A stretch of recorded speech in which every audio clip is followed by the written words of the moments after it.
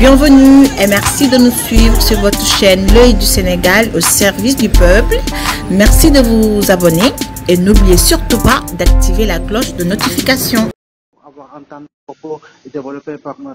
Sori Kaba, ancien directeur des Sénégal de l'extérieur lors d'une émission dans une radio de la place. Il est évident qu'au lendemain justement de cette sortie, il a été limogé par le président de la République. Maintenant, tout porte à croire que ce sont les propos tenus à propos du troisième mandat, en tout cas, qui lui ont valu cette défenestration.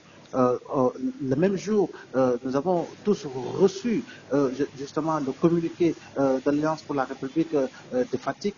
Je veux parler des jeunesses républicaines de Fatick qui ont tiré à boulet rouge sur Sori Kaba.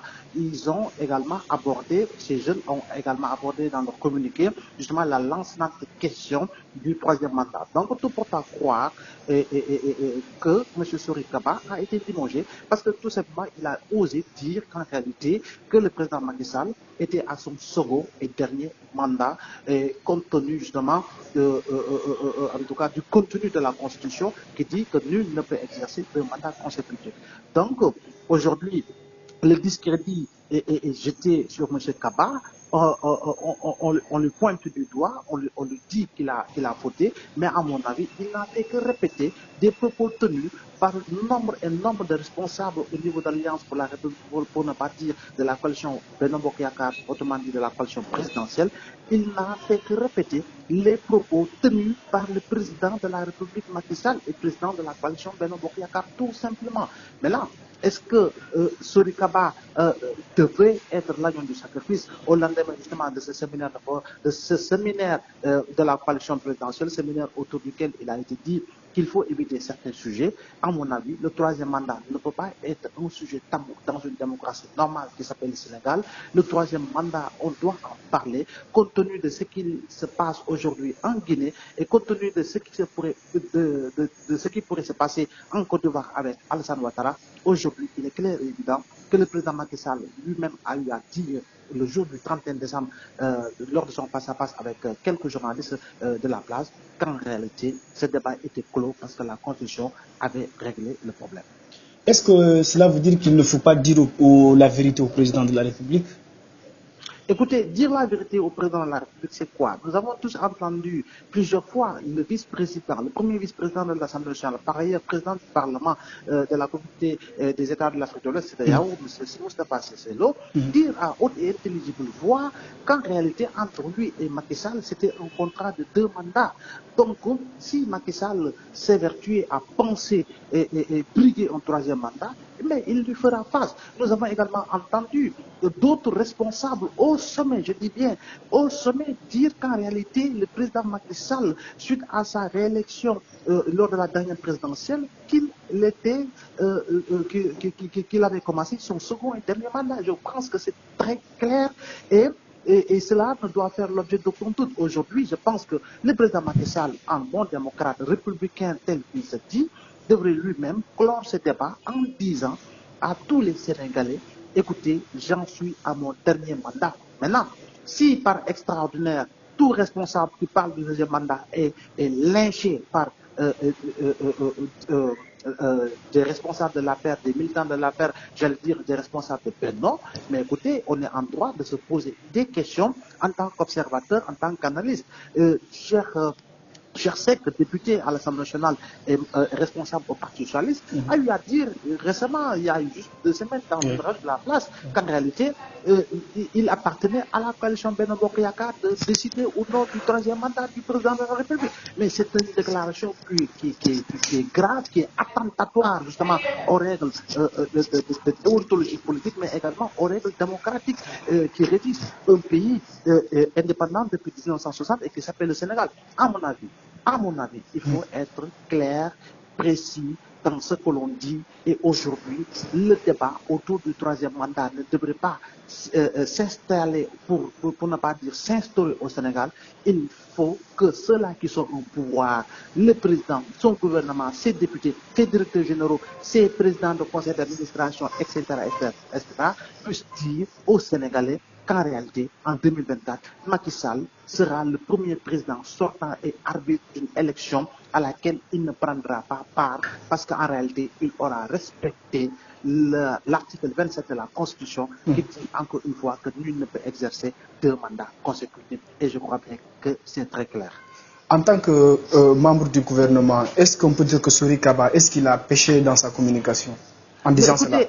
Non, il n'a pas du tout péché. Et moi, je réitère mes propos. J'ai vu des responsables de la paire, des militants de la paire que je connais, qui ont réagi à travers les réseaux sociaux et qui demandaient où est-ce que M.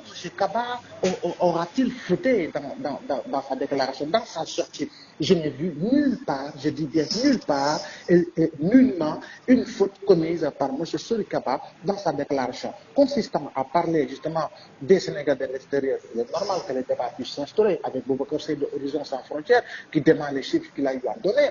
On peut également comprendre sa rivalité avec M. Matarba et d'autres responsables de la paire. Je crois bien que ça, c'est un secret de polichinelle dans toutes les régions du Sénégal, dans les 45 départements du Sénégal et dans les 557 collectivités territoriales.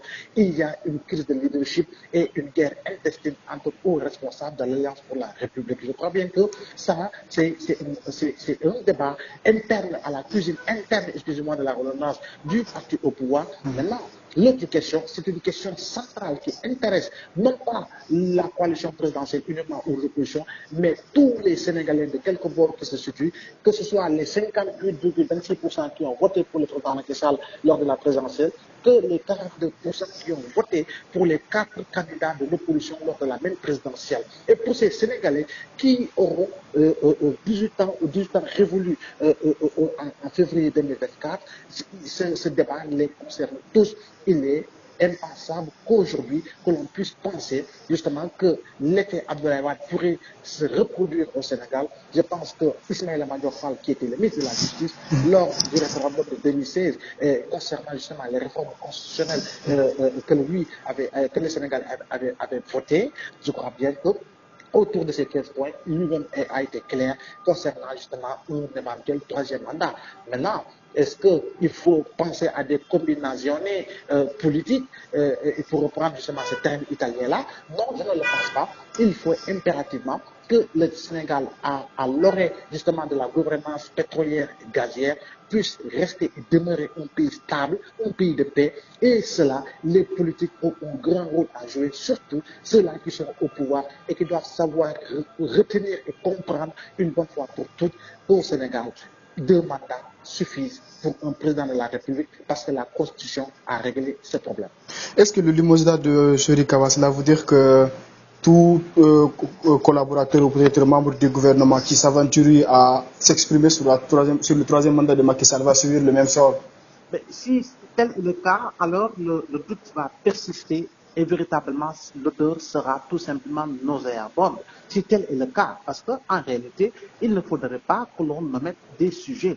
Le président lors de ce séminaire a dit que ceux-là qui partent dans les débats, moins qu'ils puissent maîtriser les sujets. Les sujets abordés, le 3e mandat en fait partie, le 3e mandat en fera partie, le 3e mandat continuera d'en faire partie. Donc, il est carrément clair que tout responsable qui ira sur les plateaux de télévision ou qui fera face aux journalistes, qu'il soit certain que cette question-là lui sera posée, à savoir si le président Macky Sall veut ou pense vouloir briguer un 3e mandat. Il faut que ce soit clair. Maintenant, que l'on refusa que ce débat s'instaura au Sénégal, voudrait dire tout simplement que tout Sénégalais dans son coin, dans son bureau, dans sa chambre, dans son quartier, peut débattre autour de l'éventuel 3e mandat. Je pense que ce débat ne doit pas s'instaurer au Sénégal. En bon démocrate, justement ceux-là qui sont au pouvoir, en bon républicain, ceux-là qui sont au pouvoir doivent justement ne pas omettre un quelconque sujet parce qu'ils ont été élus pour justement régler le problème des Sénégalais. Et le problème des Sénégalais, c'est justement l'approfondissement également de la démocratie, au-delà des questions économiques et sociales, l'approfondissement justement des règles de démocratie, l'approfondissement du jeu démocratique. Et le jeu démocratique voudrait que ce débat soit clair, net, limpide. Autrement dit, nul ne peut encore exercer 2 mandats consécutifs pour reprendre encore une fois cette fameuse loi contenue dans la Constitution sénégalaise. Merci beaucoup, M. Mbow. Je vous en prie. Au revoir. Okay.